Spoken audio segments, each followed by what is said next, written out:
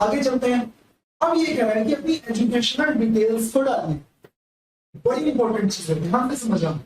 हालांकि इसका कोई बहुत बड़ा फर्क नहीं पड़ने वाला है, लेकिन सारा नीट का बच्चा इस चीज को लेकर कंफ्यूज है, वो नीट का फॉर्म ही नहीं भर पा रहा है कि इसमें मैं डालूं क्या। इसी ऑप्शन में सबसे ज्यादा पड़ गया बच्चों की। सबसे पहले वो पूछ रहा है आपके पास कर लिया है या आप पास करने जा रहे हैं, यानी कि आप 12th में हैं या 12th का पास कर चुके हैं। ध्यान से समझना, अगर आपने 12th का एग्जाम दे रहे हैं, आप तो ही काम करेंगे, तो दे रहे होंगे या दे चुके होंगे, यानी पास करके मार्कशीट आपके पास आ गई होगी। ऐसा रहा है कि कोरोना की वजह से अनफॉर्चुनेटली बच्चे एग्जाम नहीं दे पाए, हाँ।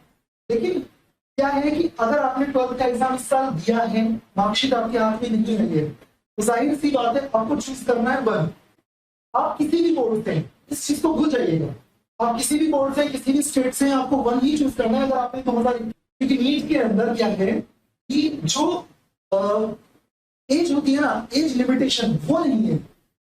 नीट का एग्जाम कोई नहीं दे सकता है, बच्चे पिताजी भी, तीनों बेटी एग्जाम, हाँ बिल्कुल।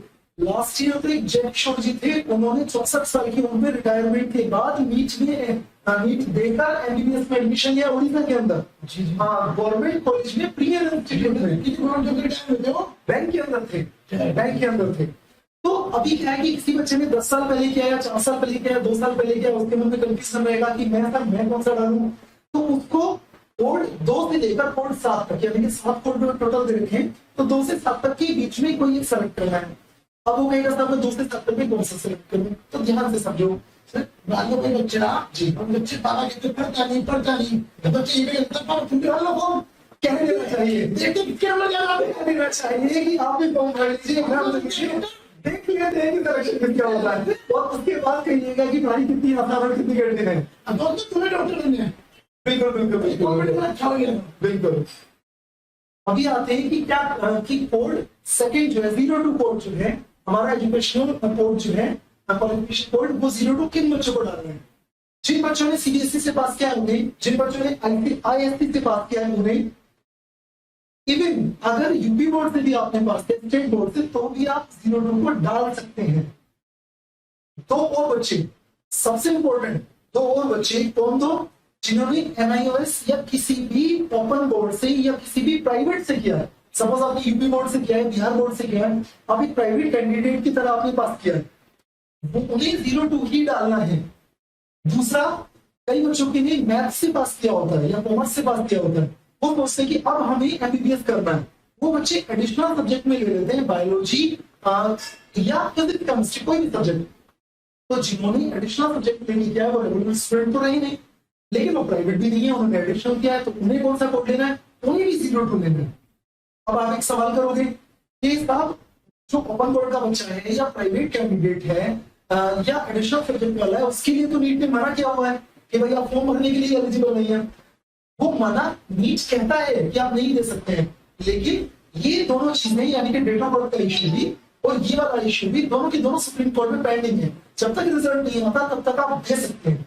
तो किसी बच्चे ने मैथ से 12 किया, हाँ तो मैं रिजल्ट आ गया था, हाँ रिजल्ट का बायोलॉजी नहीं आया, हाँ कौन सा कोड डालेगा? 02 नहीं परचेजिंग ईयर वाले में, हाँ 02 कोड डालना, 02 ना। हाँ ये बच्चा आप कह रहे हैं पासिंग ईयर में, बस पास 3 डालना है, ये मैथ से हो गया, बाहर रुका हुआ है, उसे को भी पास डालना। चलो तो बहुत सारे फाइलिंग है, हम आपसे कंप्लीट करके पूछूंगा। जरूर बच्चों के लिए नहीं, जरूर एक ही बारी चीज जरूर, हाँ जरूर। फिर बच्चों को बहुत कोई गलत में नहीं, सच कुछ ऐसा हो जाता है, बच्चे काउंसलिंग के टाइम में गलत पॉलिसी ले लेते हैं और बाद में जब वो वहां जाकर पढ़ रहे होते हैं तब उन्हें पता चलता है कि मेरी रैंक कितनी थी, मुझे वो कॉलेज भी मिल सकता था और मैंने गलती से ही ले लिया, और वो कितना बेहतर था इससे डालो, है ना। ये सारी चीजें इसी तरह हम जरूर बनाएंगे इससे बच्चों की जो फूटे होते चढ़ पड़े हैं, ये भी अच्छा कर रहे हैं। एक ही चीज में क्लियर कीजिए, बच्चों को दिक्कत ना है। नहीं बिल्कुल, कोई नंबर नंबर है, सरकारी नंबर है, कोई क्वारी आपको फिर भी कोई क्वारी रहेगी बच्चों। इसके अलावा हम आगे आते हैं कि 01 और 02 कोड तो हो गया है, जो हमारा एजुकेशनल कोड है, क्वालिफिकेशन कोड है। अब 03 से 07 तक इसके लिए जो 03 कोड है, अगर आप किसी स्टेट बोर्ड से बिलोंग करते हैं, यूपी बोर्ड से, आप 03 भी डाल सकते हैं, वो भी सही है, 02 भी डाल सकते हैं, वो भी सही है। अब 04 पर आते हैं।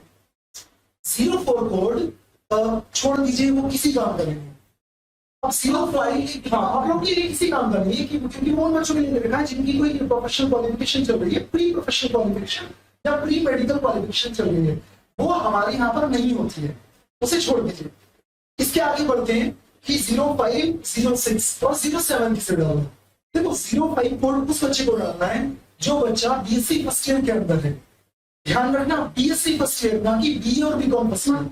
जो बच्चा ग्रेजुएशन कर रहा है बट बीएससी कर रहा है, उसके लिए वो बीएससी फर्स्ट ईयर का बच्चा है, आप 05 डालिए। आपकी बीएससी कंप्लीट हो चुकी है, आप 06 डालिए। अब आता है कि साहब हम 07 किसे डालना है। अगर आपने किसी ऐसे बोर्ड से 12 पास की है जो इंडिया के अंदर नहीं है, जो जैसे कि आईबी, जैसे कि ऑक्सफोर्ड, जैसे कि जिनेवा, है ना, तो ऐसे किसी बोर्ड से अगर आपने पास की है जो इंडिया का बोर्ड है, इंडिया के अंदर नहीं, तो आपको 07 डालना है, क्योंकि वो 12 की इक्विवेलेंट ही है। आपको 07 इसके लिए डालना है।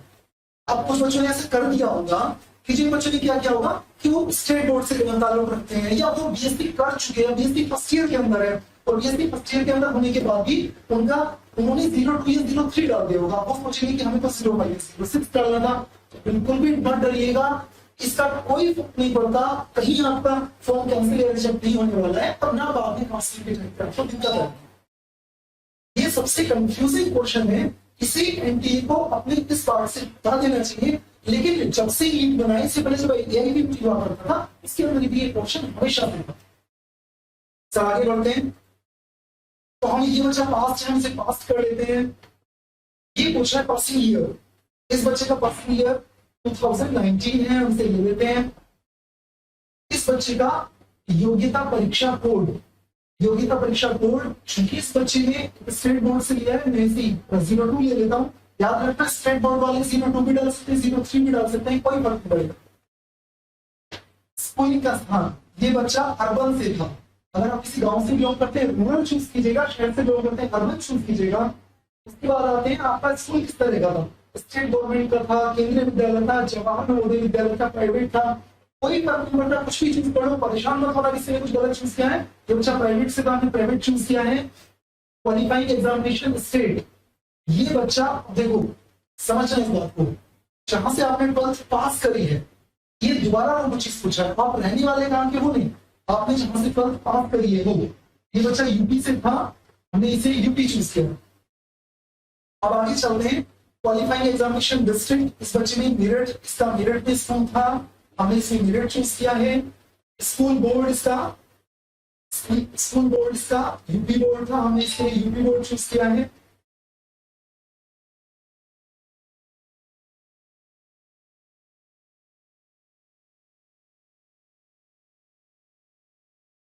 हाँ ये तो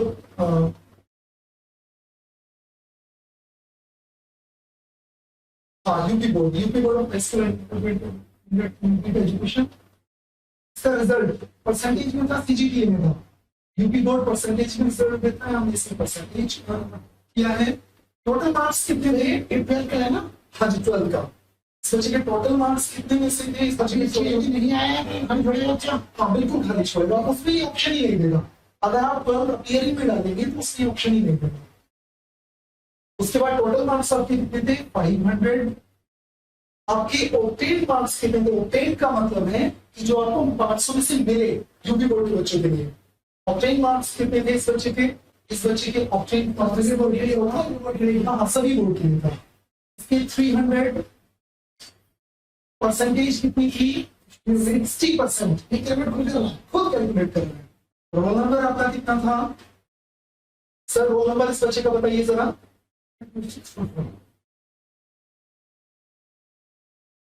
स्कूल कॉलेज का नाम आप बता, स्कूल का नाम। ये बच्चा बताइए क्या नाम था सर,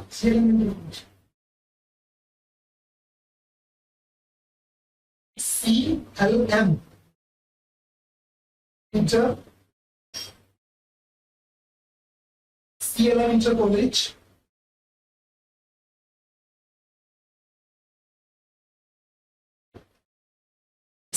कॉलेज आगे 25 नहीं, कॉलेज कहां पर है, जान